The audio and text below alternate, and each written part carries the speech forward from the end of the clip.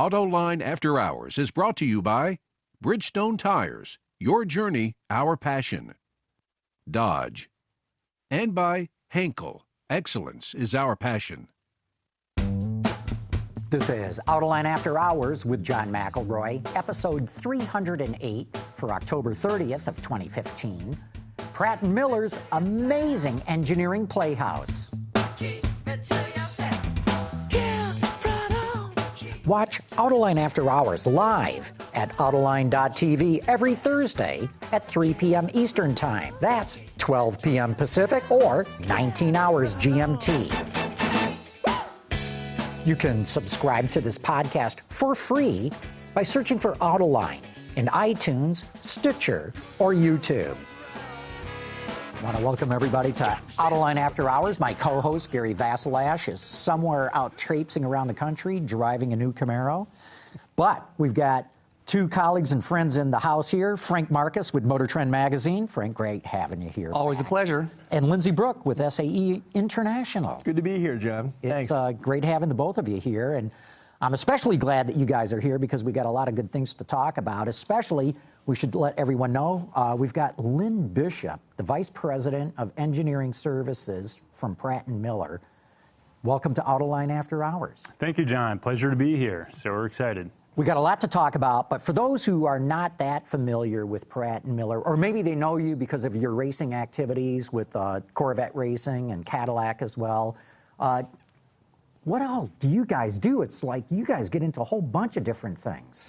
Yeah, you know, it's pretty exciting. We get to do a lot of, really interesting and fun things. As you said, we're most known for our relationship with General Motors and supporting them and success they've had in motorsports. Our Corvette race program, we just won our 8th Le Mans, which we're very proud of. Cadillac Racing, we also support GM with their IndyCar and NASCAR efforts. So that's really the backbone and kind of the core of our business.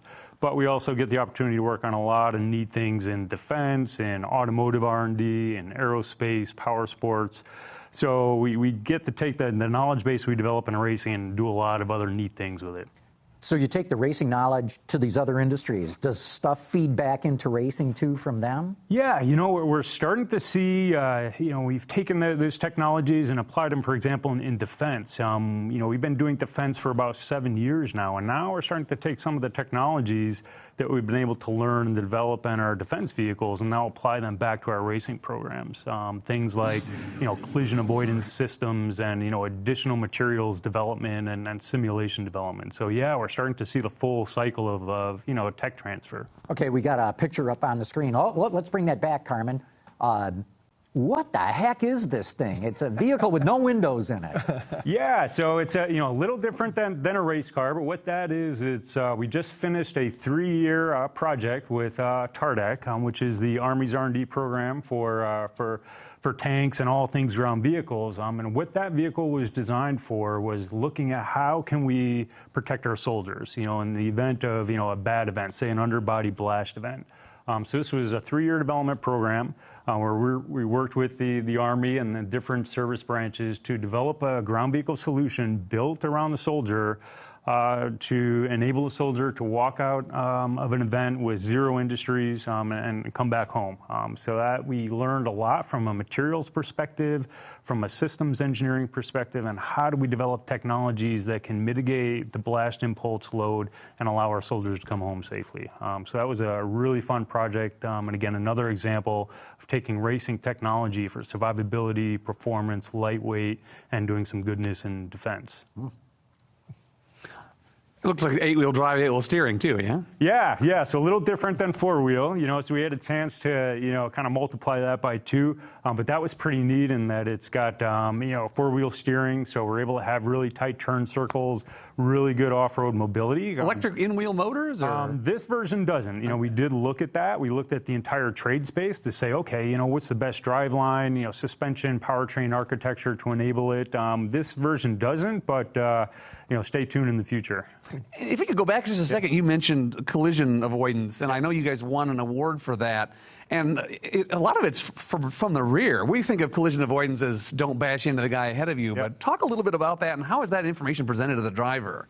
Yeah, so again, using that as an example of technology we were able to take in defense. Situational awareness is big in defense, and so we were able to take a combination of radar technologies, machine vision technologies, and apply them to motorsports. And what we did with this solution was, the drivers have a lot of information, especially in the IMSA and the Tudor Series classes, and at Le Mans, you've got a lot of different classes that are competing for the same space on the racetrack. You have LMP1 cars with very, fast closing speeds, especially at night and in the rain. It's hard for the drivers to understand exactly what's going on behind them in those difficult conditions. So we're using technology and sensors to provide information to the drivers on a screen so that it can tell them, even if they can't see them with the camera, but via the radar, it can tell them what kind of car is coming up behind them, what the closing speed is, and then at the last minute, it'll show them what direction that vehicle is going to pass them on. So it's really just providing the driver with additional information so that they can focus on what do I need to do to drive the car at 100%.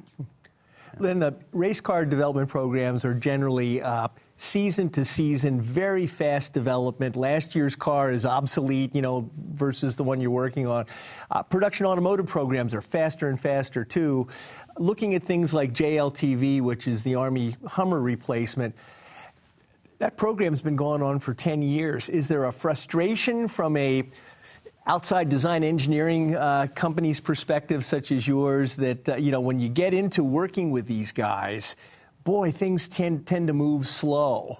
Or is that just an outside perception of that? No, you're exactly right. And I would say that the frustration really lies in the end user, the soldiers, the commanders that are out there in the field looking for new solutions, and they look at, how fast the automotive industry can create new products. And the defense industry is now looking towards the automotive industry and for small companies like us in motorsports to learn, how can we develop solutions faster for them? And that's why they're coming to companies like us and Roush Performance, for example, those companies that have a motorsports background. And that's where, we as a small business and, coming from the, the racing side of it are able to have such a presence and I think influence and impact in defense. So you're exactly right. There is a lot of frustration. It costs a lot of money the longer these development programs are. Right. So if we can help them, if we can help the industry as a whole, shorten that product development time in defense and get solutions out to our warfighters faster, it, helps bring our warfighters home, and it also saves the taxpayer money. Isn't it part of it, though, skirting the normal procurement process, that is just a bog down of paperwork? It is. It's the procurement process. It's the requirements process. A lot of the bottleneck is in requirements. To generate an RFQ, you have to develop an entire list of requirements. What we're proposing is, give us the mission. You tell us what mission you need to complete, and we'll figure out what suspension, what drivetrain, what C4 system or situational awareness systems you need on it. Don't require those, don't specify them, but let the industry, come up with the solutions for you, because that's where a lot of the time is. And you hear about scope creep and a lot of these, the bomber and the fighter programs, and that's what's happening is, they're trying to dig down to very specific requirements instead of saying, what's it going to take? Provide me a solution that gets my soldier from A to B. So you're exactly right. Is there a lot of bureaucracy versus working for like a General Motors in that regard? Layer upon layer of engineers, assistant engineers, engineering managers, et cetera? On the technical side, our experience is that working on the technical side, the R&D arms with the program offices in defense, number one, they're very bright. They're very passionate about what they do, and they all want to make a difference, right? They all want to help our warfighters do their job better. I think where the bureaucracy comes in is really more on the procurement, the administrative side, to trying to get all the quality systems, to try and meet all those requirements.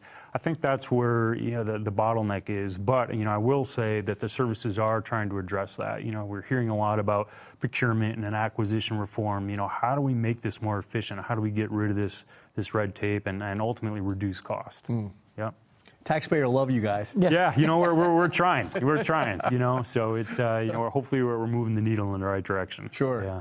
Yeah. Well, we got to talk about the elephant in the room, which is not an elephant whatsoever, but you brought a motorcycle along with you, and we got to talk about this too. So what the hell is it?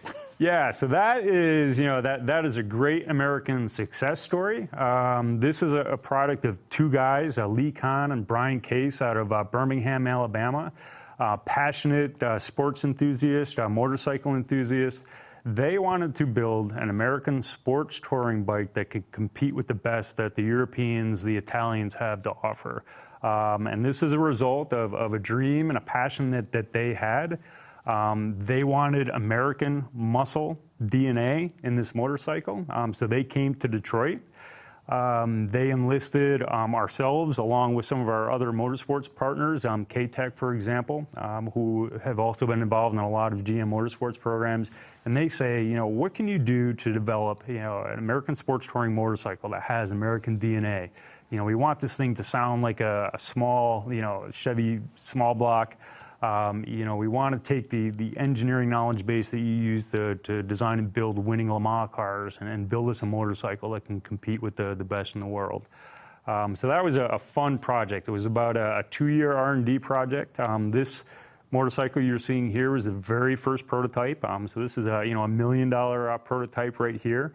But with the development of that motorcycle, they are now into production. So they're building about 20 of these motorcycles a month now, and they've got a distributor ship across the U.S. and they're selling these now. And and what's really impressive about these guys is they developed a brand around Motus. That kind of takes, again, the DNA of American muscle power and it brings it to a two-wheel platform. So Motus is the name of the bike. Motus is the name of the company, and the MST and the MSTR is the model of the bike. Yeah. Motorsport Tourer R. That's right. Yeah. Sport Tourer. Tell us about this engine they made from scratch. Yeah, so I give those guys a lot of credit. Whoever would have thought that two guys, in a small engine shop like K-Tech, could come up and design and build their own engine from scratch. Again, they took the architecture of a Chevy small block, so it's got a 90-degree V4. It's a pushrod overhead valve engine. And K-Tech designed this? They did the original manufacturing of the prototype engines, but Motus and their production partner then took that. And so you're saying Motus designed the engine? They did, yeah. They designed it along with K-Tech and, again, some partners. Again, it was their vision, but they enlisted the industrial and the engineering partners to do it. And they set up the manufacturing infrastructure. They had Mass Motorsports in Texas, set up an assembly line. They sourced casting partners, machining partners, and they have built about 200 of these engines that are now sitting in the warehouse and being installed in bikes. But does it share the GM small block bore centers? It does, yeah. Huh? Yeah, so it shares a lot of the architectural Did they borrow the pistons or anything to save a little bit of R&D? Yeah, they didn't, because it's a smaller package. Okay. It's a 1,650 cc package, so they weren't able to take the BOM components. They looked at that. They said, can we literally take the pistons and rods and stuff and use it? But they wanted to get into a small, compact, optimized package, so they weren't able to quite do that. But the architecture, and when you listen to the sound of this thing, I wish we could start it up for you, but we may have some video. It sounds exactly like a small block Chevy. It's really cool. So is there any limit to what you guys can and can't do in terms of developing vehicles? We've seen military vehicles. We've seen the sport bike. We know the Corvette and the Cadillac program. Could you guys do unmanned aerial vehicle? Could you do, a marine vehicle? Yeah, it's, we often talk about, man, it's amazing how far we've come, just from being a small motorsports company and doing the things we are like this. We are doing, unmanned robotic ground systems now, for defense. We're involved in doing a lot of cool automotive R&D programs, some autonomy programs for the automotive industry as well. And we're even doing stuff for NASA. We've got some parts that were built in our machine shop that are up in the International Space Station now. So, Pratt Miller, that's cool. Yeah. Is there a Pratt Miller sticker inside there somewhere? There's not a sticker, but there's the Pratt Miller part number on there, which we're very proud of. And it was kind of funny story, but it's amazing how many guys in the shop wanted to come by and physically touch that part, when they found out that this part's going to be, sent up. But so it's really cool. It's, one, we're just super fortunate to get the opportunity and have customers that trust us to do this kind of stuff. You know, so it's a lot of fun, again, to take that racing, you know, heritage that we, you know, have built and be able to apply and do so many other things. It's a lot of fun. So what slice of your biz is non-automotive? And is that slice growing now? Yeah, you know, Motorsports is still the biggest segment of our business, about 60% of our total business, and then the remaining 40%, which is engineering services, is work in defense, automotive R&D, power sports, aerospace. But that is a segment that is growing the fastest because we are exclusive to General Motors and Motorsports, and they have been a great long-term partner. You know, in addition, you guys also do race car setup simulation, right? Software simulation for going to different tracks. Yeah, we do. You know, as part of our engineering and product development process, we have developed a lot of the engineering tool sets that enable that, you know, the design and the development of the race cars. If it's a solution that we can't find that's available commercially, that's when we invest and develop custom simulation tools to help us accelerate the product development process. You know, how can we do better, faster simulation to provide, you know, better solutions, better components, better systems in a shorter period of time. In fact, what I've heard is your simulation for NASCAR is such that pick the track, pick the ambient temperature and humidity. Let's say Darlington, it's 80 degrees, 70% humidity.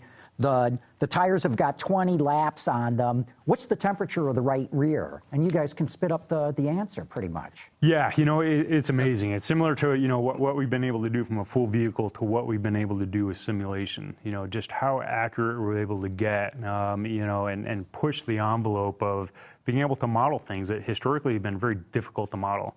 Aerodynamics, tires, dampers, you know, those are things that are very difficult to model under all situations that we see on the racetrack.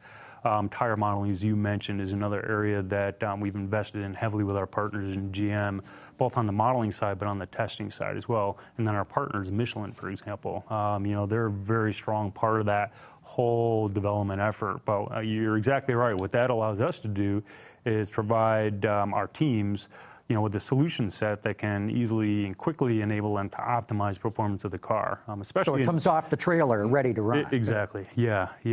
So it's really providing the teams, whether it's our internal teams or external teams, with a tool set that they can use to optimize performance better, faster, cheaper than anybody else. And this being software developed in-house at Pratt Miller? Many of the software that is being used is developed in-house, and then some of it we also have industry partners that we work with to improve, and then sometimes we'll modify it, but we integrate their software into our product development process. Like MSC's Adams, I'm thinking of, in the chassis area. Yeah, MSC has been a long-time partner of ours, using their Adams software to develop systems, and, you know, in return for that, you know, we're helping them improve their software and their portfolio of products that they offer as well.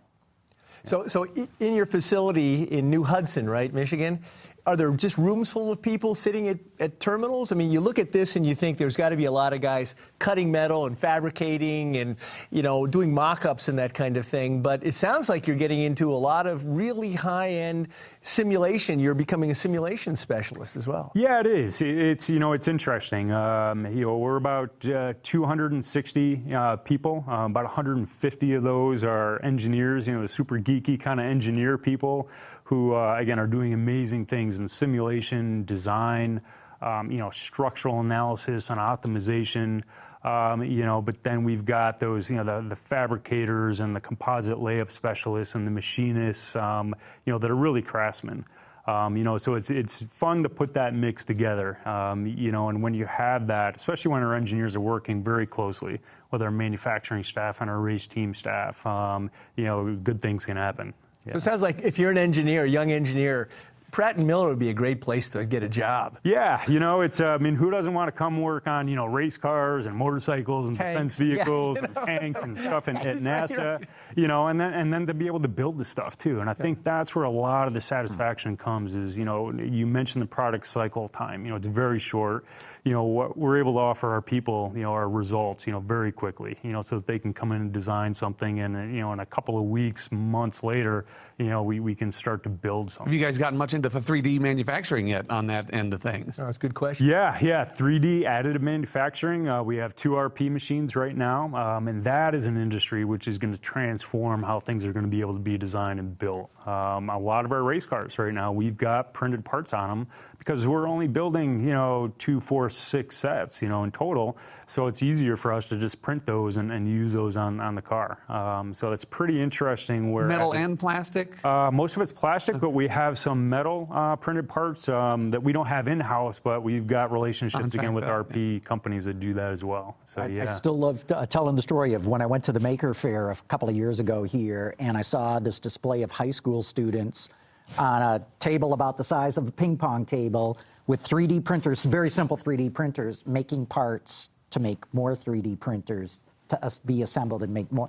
And that's when my jaw dropped. I thought that's the future of manufacturing. It's like iRobot kind of stuff. The robots are making robots. Right. Yeah. Okay, look, the music is a signal. We're going to be taking a commercial break, but Lynn, stick around. We got a lot more to talk about here. And we also got to give a sponsor shout out to our good friends at, and so that you're listening, our good friends at Bridgestone.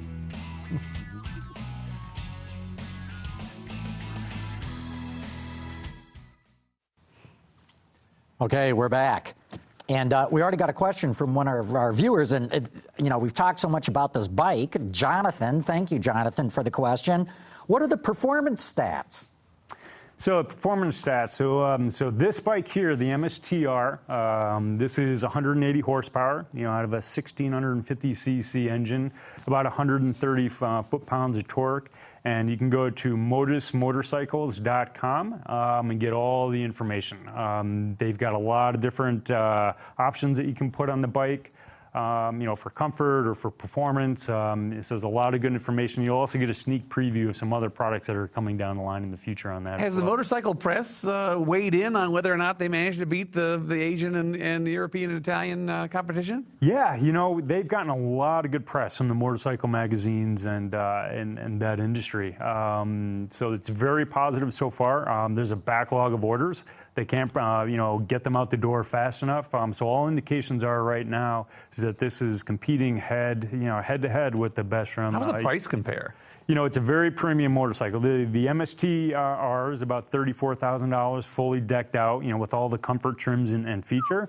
But this bike is, again, meant to go head-to-head with the best, so it's competing in the same price point that the European and the Italian bikes are. Are they at that price point? Yes. Oh, Yeah, okay. fully loaded. But again, go to motusmotorcycles.com and you can get more information. MOTUS. MOTUS, that's right. Okay, Lindsay, you're a bike guy. What do you think? I think it's great. I think it's a real alternative. Honda kind of proved out that Transverse V Sport Tourer on their ST series. This engine has different torque characteristics. It's more like Lynn said, more of a kind of a deep-throated, small block kind of deal. It's lightweight. It's got a chassis. It's kind of like a Ducati. It's a trellis-type chassis. It's got premium suspension, Öhlins front fork. I think probably an Öhlins rear suspension damper. Really high-quality body work on it. I haven't ridden one, but I would love to try it. This bike looks great. Well, it's got to get back to the shop somehow. So Lindsay could take it back for you, Lynn. I could. There you go. It's it only costs $1 million to design and build that bike, but we have. And I'll be hypothermic by the time I get over there. That's right. That's right. But they do have a dealer network across the country, so and doing dealer drives. So yeah, it's a lot of fun. I encourage people to get out and ride one. That's wild. The story you were telling of these two guys coming up from Alabama. How did you get in touch? Are they in with you? And does a lot of business just sort of fall in your lap that way? Or how do you guys get these from military to motor racing to bikes to all the simulation software? I'm just curious about your business plan, how it all comes together. Yeah, a lot of it is from referrals and just networking. People knowing what we do. I think the quality, and the success rate that we've had in the motorsports programs. So a lot of people do come for that. Specifically Motus came to Detroit. They wanted to replicate, what was done on the motorsports programs for, big American iron, and really wanted to get that American muscle DNA into the bike. And that's why they went to K-Tech for the engine development. They wanted to come to us for our chassis and suspension and mobility expertise. And we're starting to see that a lot. Again, I go back to defense. They're coming to, the motorsports companies and the smaller companies like us and, Roush and people like that because they see what we're able to do in very short time with the level of performance and quality. Yeah. So it sounds like racing, from your perspective, is being injected into all of these industry segments. Go fast, get the job done right. And provide your customer a big service. Yeah, that's it. Motorsports, winning performance is in the DNA, right? It's in the culture of companies like us and other people here in the area. So a lot of people are coming, to get that DNA injected into their product. How do we, make it lighter, faster, stronger? And what are the companies that we can go to get that? Now, I always wonder, one of my favorite moments every year of motorsports is waking up the second morning of Le Mans to see who's still standing. Turn it on the TV, and I just love that in-camera shot in the Corvette, wide open throttle, Mulsanne straight, that motor just singing. And I always think of not only Corvette, but you guys as well. And they'll show Gary Pratt in the pits and so forth. How many of you guys get to go on that junket? Yeah, it's fortunate. A lot of us have gotten to go. I was there for the first time we, entered Le Mans as one of the race engineers. A lot of us have gotten older and grayer, and it's time to kind of pass the baton on to the next generation. But it's very special, and for us, it's very proud. Being able to represent America, being able to represent Chevrolet and Corvette, on a global stage, and to have the success that we've been able to have over there. 8 Le Mans wins at 16 attempts, so that's a 50% win rate against the best. Ferrari, Porsche, Aston Martin. We're just very proud to represent the United States, to represent Detroit. So it's pretty special, pretty emotional, especially this year. After we lost one of our cars in qualifying. Very early on. Yeah, very early on. A lot of you would think that the team on that car would pack it up, go to the hotel, start drinking beers or whatever. But everybody stayed on. The whole team stayed on to support the one bullet we had in our chamber. It was pretty emotional to see how, those teams rallied to support each other. It was a team effort, and that we got to get this car to victory lane in the top step, and it happened. So it was pretty emotional. So what's your reaction to Ford coming in with GT, very purpose-built car? Yeah, that's exciting. And to us, again, to have more American presence there. Dodge used to be there with the Viper, and that was a lot of fun to get to race them, kind of us representing the Europeans and some of the other manufacturers. We've been having to go solo for a couple years now, so it's going to be great having Ford come back in there, to represent America, another strong American brand, and we're looking forward to the competition. We love the competition because it forces us to get better, so we love it. We're really excited for them to come back on, and it's going to be exciting. But do you feel they've got an unfair advantage? Very purpose-built car. It's a $400,000 car. Mid-engine. Their whole thing to do this was to go to Le Mans and beat you guys and everyone else. Yeah, sure. We look at them just like we do any other competitor. Ferrari's a mid-engine car. Porsche, is designed around a racing platform, but so is Corvette. What we've been able to do with Corvette, over the past 10 years is take a lot of the racing technology and knowledge transfer and build it into the production car. We did that with the C5 into the C6, now we're into the C7, and it's continuing to happen. So there's a lot of, motorsports and racing performance DNA that's in the production Corvette. But we treat them just like any other competitor, and it's going to be a good battle. We're looking forward to it. So when will you begin next season's development? We're already doing that. I think I can disclose it, but there's been some leaks of our past test at Sebring already. Obviously Ford has been out there testing their spec for the 2016, and so are the other manufacturers. For us, it never stops. So we usually start development of the next year's car very early in the year. So we're always looking. So you build a new car every season, or a couple of new cars every season? Yes, we build, depending on how many changes and how much development has gone into that car. If those development items are big enough that we need to change the architecture and the chassis, we'll go ahead and do that. Some years there are small developments that we can just do with aerodynamic modifications, engine modifications, things like that. But we're starting that process very early, and it really never stops. We're always looking into the future. Yeah. How good is CFD? Computized. I think that's right. Computational fluid dynamics. Thank you. Yeah. Thank you. Yeah. How good is the correlation? Because we saw like an IndyCar this year. Honda came out with its package, was not really all that competitive. I got to believe you still cannot just simulate everything on the screen. You got to go in the tunnel. Yeah, you can't rely 100% on simulation. And our approach to any development project is, simulation is one tool in the toolbox. We have simulation, we have scale model testing, we have full vehicle testing. So we have a portfolio of development tools that we use, one of which is simulation. And depending on the type of simulation and the correlation confidence you have in it is more you can use that tool. But for those maybe you don't, then you got to use other tools like wind tunnels or 7-post shakers, tire testing machines, things like that. Hey, we've got a few more questions here. Steve wants to know, what can you tell us about the lightweight Zora Corvette? Wink, wink. Really can't comment. I like that answer. I like when they say I can't comment. I thank you, Steve. Good question.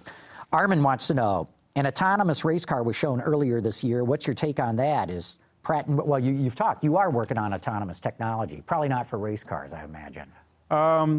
It's interesting. So we're doing a lot in the autonomy space. We're doing a lot of autonomy work in defense. We have our own robotic platform that we're doing in defense.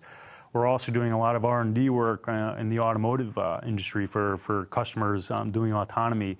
It's very interesting in that, that's the future.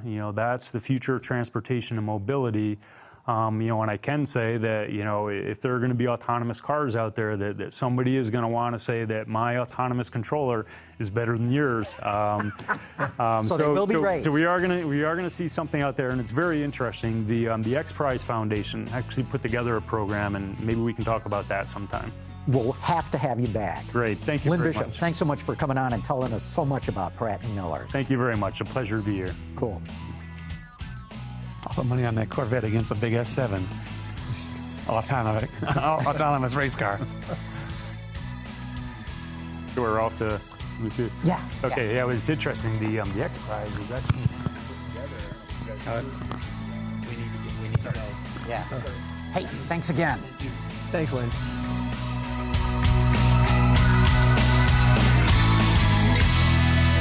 A little chemistry goes a long way, especially when it comes to vehicle development. From enabling the use of alternate materials to withstanding extreme vehicle environments, Henkel's adhesives, sealants, and surface technologies provide solutions for every vehicle segment. Come see for yourself. Our Detroit area headquarters offers 12 research and development and testing laboratories with the ability to do full-range testing and validation on actual vehicle parts. Sign up to tour our labs at henkelna.com/tour. And Henkel, thank you for your support of Autoline After Hours. Okay, let's get to some of the news that's been going on this week. There's no shortage of things. Some of the enthusiast media has gotten into the Acura NSX. Frank, I got to believe you guys at Motor Trend. Yeah, my colleague Jason Camisa wrote, I think, the definitive 3,500-word piece on that car. And basically, he said it feels like a car that was made in Ohio. Like they were worried too much about it being an everyday supercar that wouldn't draw too much attention to itself, that would be easy to drive every day, and it's a little too accordy, for a supercar, for people that are shopping against Huracans and stuff like that. But wasn't that kind of the original NSX too? I always said, my mother could drive that. It was, and what he ended up saying in the end was that, there's all these different modes, and when they finally tried it on the Track Plus mode or the top of the line one, it was great. And he's like, probably a little bit of that could be filtered into the other modes, or maybe there needs to be one more wilder mode and drop the most staid one or whatever. But it was, a lot of people have sort of had that, kind of ambivalent, a little more ambivalence than I think they were hoping. And I'm wondering, too, at this point, Frank, how much tuning they can still do. I mean, this is probably the most iterated vehicle project that we've all seen in the last, As you guys know, they tore up the plans early on in the program and started away a V10. 5 or 6 years. And I've heard they've had to re-chip some of these subsystems, and then you've got to get on NVIDIA's calendar, and you've got to get them to, repurpose a new chip, for the rear suspension or for the torque vectoring system. This thing's very complex. I'm just wondering, they gave you guys a drive and how much really adjustment they might be able to do. Well, they've got kind of a lot of time left, and I think it's ones and zeros at this point. I think he felt like that there was quite a bit of bandwidth there, and he just wanted to maybe see a little different, differentiation of that bandwidth.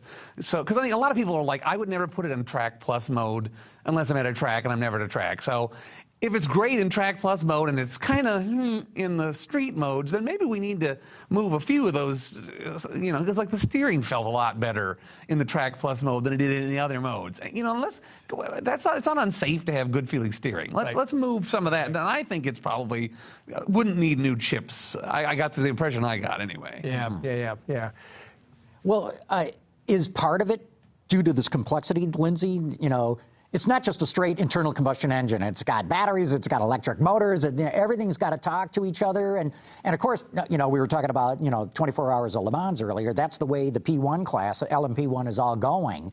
So, I could see where Honda/Acura would want to get that in. But I wonder, is that part of where you're not picking up on this is just a raw hypercar? The straight line performance was wonderful. I don't think they need a ton of work there. I think it's just the tactile feel of the thing just needs to be a little more accessible than it is at the moment. Yeah, they're moving a lot of power around in this car, not only with the chassis and the handling, but they're using the electrical system to fill in for turbo lag in the turbos. I mean, this is really kind of the holy grail of an electrified platform, is to be able to shuffle power around wherever you need it, including from the chassis to the engine. I mean, this is cool. Yeah. It is, but like you said, complicated, and maybe, like you said, they still have development time. This isn't coming out till next year. There's still more tweaking that can be done. Hopefully it's coming out then. I mean, the goalpost has been moved more than a few times. It was supposed to be out this year, original. And Jason's piece was great, too. I just read it today. It was great. He did a great job. Cool. Well, speaking of Honda and Acura, Tokyo Auto Show going on. There's some wild and crazy stuff coming out there. Let's start with the fuel cell cars. Did they pass a law that fuel cell cars have to be ugly? Right? You would think this is better than the Mirai, though, if you're talking about the Honda. I know. Well, this chair is better than the Mirai. Right. But even the Honda is like, that's not setting not nearly as attractive as the first. The first one was much better. Yeah. The first one was much better. Right. Yeah, it's kind of like, when you first saw the first-gen Prius was very unconventional, and this philosophy that these alternative power vehicles have to attract your attention. BMW i3, I get it, okay? You're the different guy on the block that's got the hybrid or the electric car. Start to mainstream this stuff now. Tesla's done a good job, I think. They've done a great job. Tesla came out with a car that is absolutely a game changer, Right. but it still looks really good. Yeah. I don't like the grill, but that's enough. Well, and the new Volt is more mainstream, and I'm surprised that the Japanese, as Frank was saying with the first Clarity, it was pretty handsome car, and now they've kind of gone the other direction with this. My opinion. Yeah, there's a little. I think there's some work to be done on styling inside Team Honda, generally speaking. Right. Yeah. NSX itself is kind of is a lot of stuff going on when you look at that car, and from Jason's piece, color really plays a role in all these body lines and lines that are going this way and that. I mean, it forces you to look at it, but I think it's a color-intensive car too, NSX. What did you think of the RX vision? In fact, we've got a question here from Ron Paris, who wants to know if any of us think that Mazda will be developing a hybrid drive system for that RX vision. Well, now there would be a thing where using the rotary engine in combination with electric motors to fill in the torque, but that's never there. I suppose that would be a possibility. But that is a really huge dash to axle. Yeah. But the sides, that big scallop on the sides, kind of didn't suit me too well. Yeah, it's interesting though. The rotary keeps coming back. They can't escape this. Some of the engineering companies have done hybridized vehicles using little rotaries. I think FEV and AVL have used them. If you keep the rotary kind of running at constant speed, it doesn't have these transition emission kind of issues that when you're running from 0 up to red line. So maybe as a prime mover, as an APU, the rotary still has a future. I don't know. Instead of boing, boing, boing, Yeah, which exactly is great right. if you don't want to hear it. You don't want to know it's there. Yeah, spool it up. Of course, it's got to spool up from 0, so you're going to be making some emissions, but get it to that sweet spot fast, and it's nice and light. It's small. But emissions is the problem. But Mazda had also talked about that if you're going to run hydrogen in an internal combustion engine, that the rotary is the best to use. Right. I don't know if that really makes any sense or not. No, Frank is shaking. Well, no. They don't ever count as ZEVs because little trace oil goes out the tailpipe. So what's the point? I think we closed the book on that with the 7 Series a while ago. Yeah. So what's this latest iteration of the rotary all about then? Is it Mazda just can't let go? I think they can't let go, really.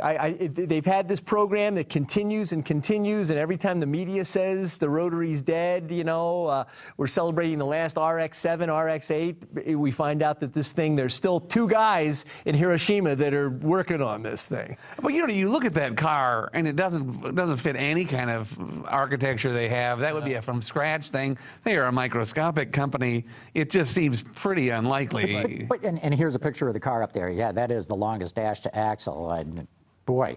But if you're a little company like Mazda is, and you've got all these emissions and safety and all this technology, why would you put all this money into developing a rotary engine that nobody sees a future in? I say nobody. Well, I mean, did Clearly anyone open the hood and see if it drove out on the stage with the rotary going, or was this just, it's a show car? Right. I mean, it could be anything. All right. Okay, another car that came out of the Tokyo show that I thought actually looked pretty good is this Nissan IDS. I think it's a technology platform. They're looking just like Chevy is with the Bolt for 200-mile range from a battery EV. Yeah, here we got a picture of it. They've increased the battery from, I think, 30 kilowatt hours to 60 kilowatt hours, so they've doubled that, so we'll get about 200 miles. But the car's also carbon fiber intensive and so forth. I mean, could this be the next Leaf? There's some speculation. It's way beyond what the next Leaf will be. But our conversations about Leaf have you don't really talk about Leaf anymore. I mean, it needed the range. So I think this is a demonstrator for that. Well, not only that, I think you hit on a key. I mean, the Leaf looks goofy. Let's face it. It really does. I think this car looks terrific. Yeah. It has a resemblance to the rest of the family with that new C-pillar architecture and so forth. Shape of the grill and all. Yeah, I see Maxima right in the grill. Right. No kidding. And actually, I think it's a little better executed here than in some of the current production models. But So what else? Lexus, that thing was pretty interesting looking. Oh, the LCLF? Well, their LS, predictor styling study. I thought that looked kind of interesting. Fuel cell car. Another fuel cell car, right? Yeah. They say, hey, don't, look at the styling. This is what we're going to do with our next big, flagship. Yeah. And I thought it looked, kind of interesting. Yeah. They go away from the spindle grill, or the what? spindle grill is still in the front. They've got kind of they echo it in the back with the taillights and everything, but just especially the side profile, I thought looked pretty sharp for the way, considering what a lot of Lexuses have looked like lately. And it kind of got LS back into the conversation because that's another car you forget about, that they even do the LS, you know? Yeah. Well, sales of, they're a trickle of what they were before. Right. Where was the car styled? Do you know, Japan? California? Think so. I'm not 100% sure. Yeah, I don't know. Okay. What about we got to take another quick commercial break here. Well, I always got to do that. Got to pay these bills here. And so we're going to take a short one because we're going to give a shout out to our friends at Dodge.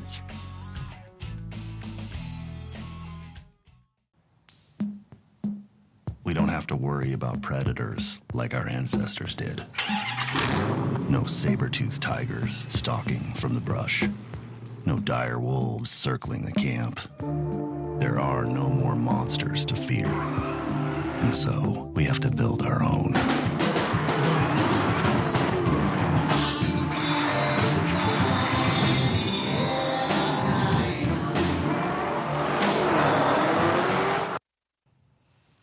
Okay, we're back, and we've got this Motus motorcycle in here. Yamaha showed what they're calling the Motobot, an autonomous motorcycle. What do you guys think about?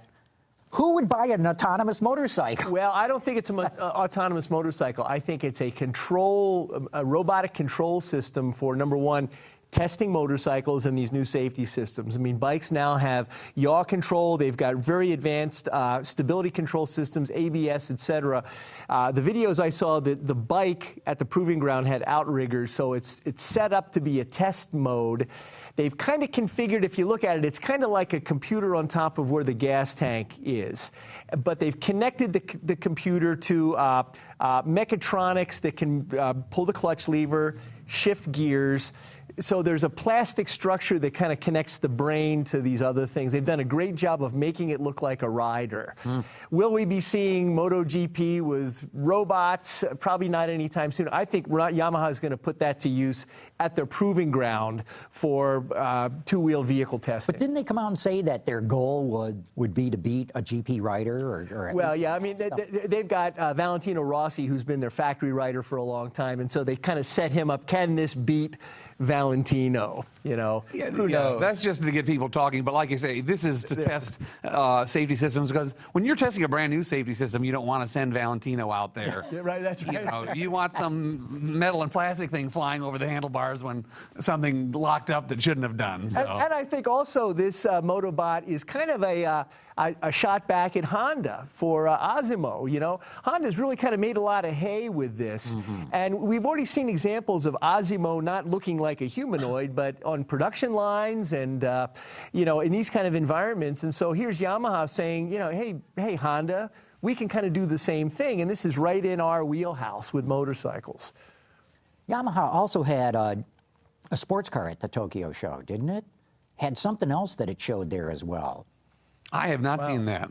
Wow. Yeah, it's a very interesting company. Yeah, they've got a long history with Toyota. I mean, the 2000 GT and a lot of these programs that the show Taurus, they did the cylinder heads in that motor. So The whole V8. Yeah. Yeah. In the later show, yeah. Yeah, and I was out at LG Chem's battery plant last week in Western Michigan, and a lot of these mini cell manufacturing systems that put battery plates together had the Yamaha logo on them. Mini transfer lines, belt-driven, that were moving plates and anodes and cathodes kind of along and fitting them into frames. Yamaha was branded within these cells.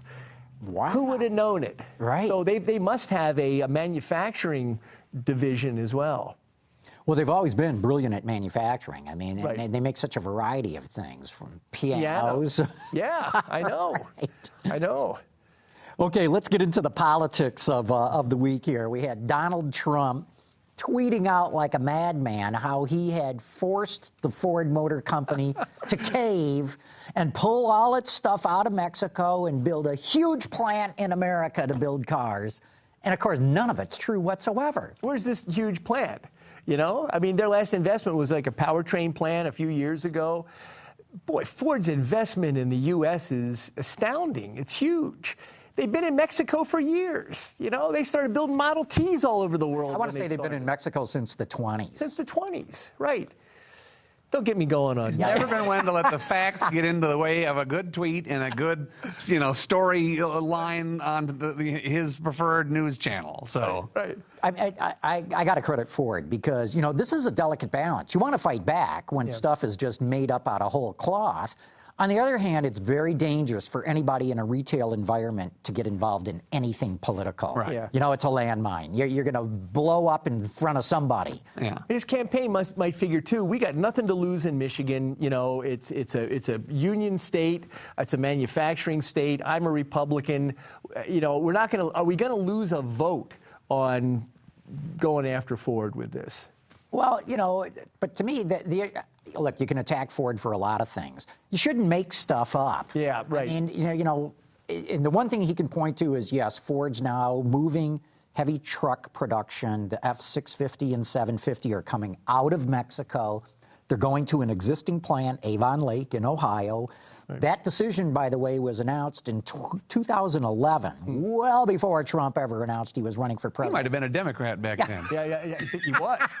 That's right. I think he was. That's right. You know? But that just sort of cracked me up that, you know, the guy's just making stuff up. Right. And, you know, I don't mind talking about politics as it impacts the automotive industry. Otherwise, I try to stay away from it on these shows. But had to bring it up. Just couldn't avoid And that. I read recently, too, that statistic that somebody in his campaign pulled up for him came from some obscure place, like a website no one had heard of. So it also gets into, trusting everything on the web. Pull me up a statistic real quick that I can do this with. And, I mean, nothing was vetted at all. But that, I mean, if you see his rallies, I mean, I won't get into politics on that. Yeah.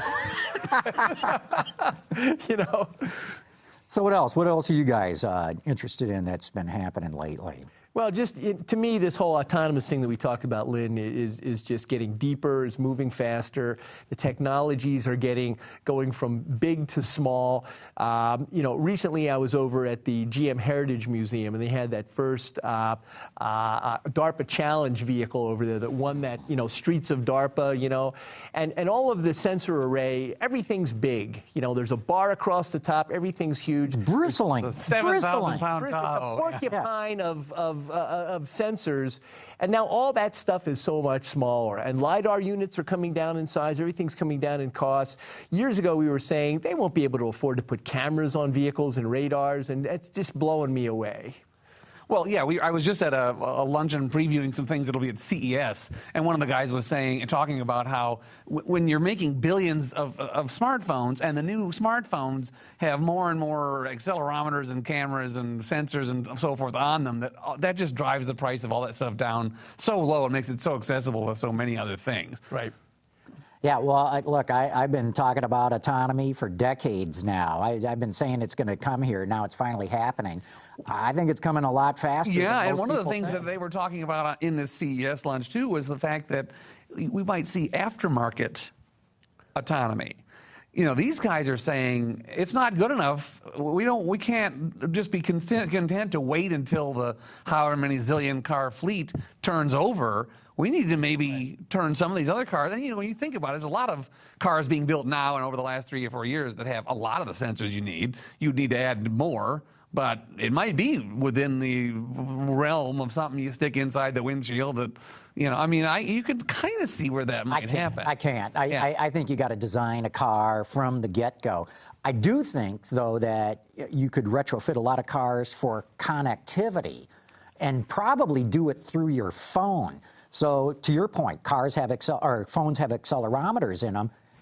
And they've got cameras in them. You could easily just plug it on top of the dashboard and have your own forward collision warning. Now, it may not apply the brakes automatically. But it better not. Yeah.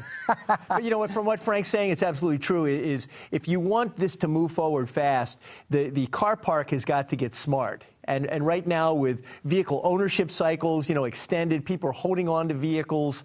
Old, dumb vehicles won't move this thing forward. We've got to turn this technology over. And if it's not from the aftermarket, if you're going to hold on to your old car, you have to buy this from the aftermarket or buy a new car.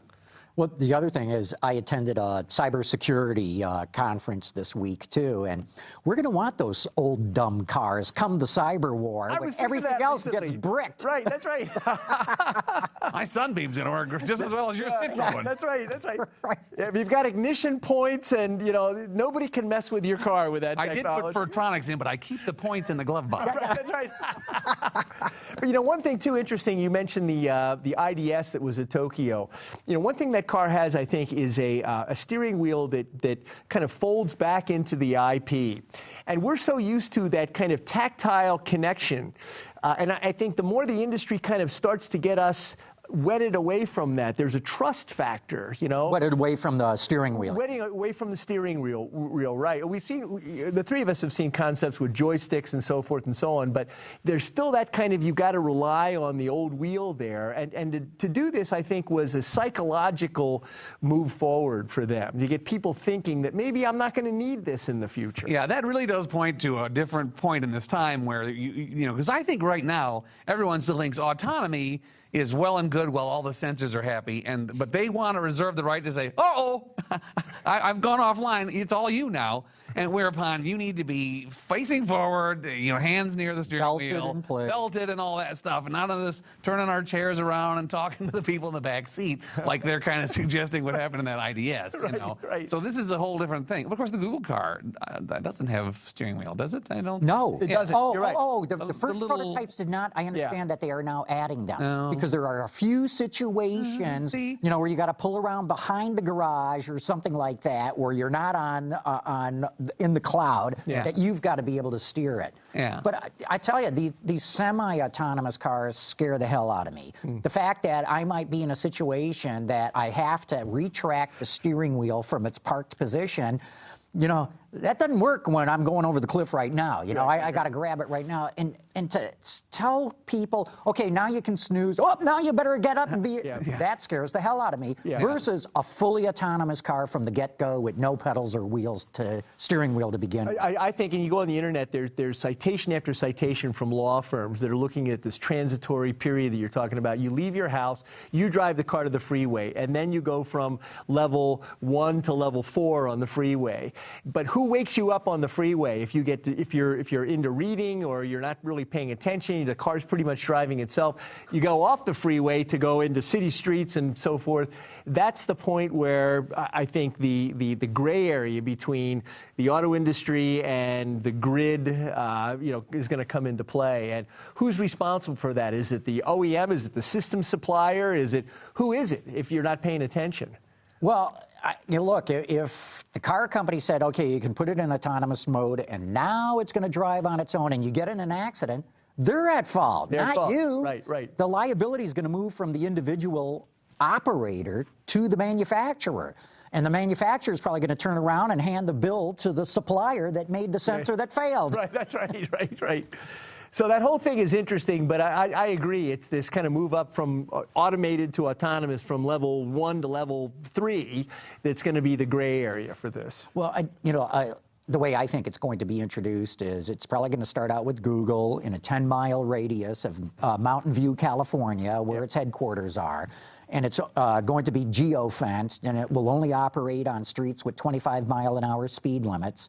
And then they'll take that from Mountain View, and they'll go through the whole Bay Area, and then they'll go to Austin, Texas, and Minneapolis, and New York, and Ann Arbor, and roll it out that way. And that's how I think Apple's going to do the same thing. That's my opinion. I do believe they're designing their own car. I don't think they'll manufacture it. They'll probably turn it over to Magna to manufacture. But I believe they're getting into this whole autonomous mobility services thing. And they're not going to have Apple stores with acres and acres of their cars on the lot. They're not going to do it that way. I think they're going to have you whip out your smartphone and call the Apple car just like you call Uber, and Apple's going to try to give you a different experience than what Uber will give you. So you don't think, John, that it'll be like Apple Inside? You don't think it'll be them licensing that to Ford and Toyota? No, I don't. Interesting. Yeah. I don't. Yeah. No, I think they see Elon playing with cars and they want to play with cars too. Yeah. But they see Elon playing with cars and he's not making any money, and I mean they're burning cash fast. So Apple never makes anything, right? They contract manufacture it. That's what I would expect them to do with their car. And look at Google. They needed a car built. What do? They ran to Roush. It'd be great to get Miller. Yeah, Pratt Miller. We got to get Lynn back here, because I know those guys have got to be working on something too. Right. Yeah, interesting stuff. Interesting times right now. It really is. Well, anything else burning that you got to talk about right now? Can't think of it. Yeah. Look, probably a good time to wrap things up. Oh, wait, Chip's handing me a sign here. Tell Youngblood Lynn cannot comment on his phone call question. Okay, sorry, Youngblood. But want to thank you both for coming here. Frank Markus, Motor Trend Magazine. Everybody go out and read that article on Yes, NSX. Right. It's the definitive article. Frank's right. Cool. And Lindsay Brooke, where can everybody read your stuff? Always good to see you. Join the SAE. SAE.org. There you go. Okay. I want to thank all you guys and thank all of you who have tuned in. Autoline After Hours is brought to you by Bridgestone Tires, your journey, our passion. Dodge. And by Henkel. Excellence is our passion. Visit our website, Autoline.tv, where you can watch us live. Get your daily news fix with Autoline Daily and in-depth analysis and interviews with Autoline This Week. There is all that and much more at Autoline.tv.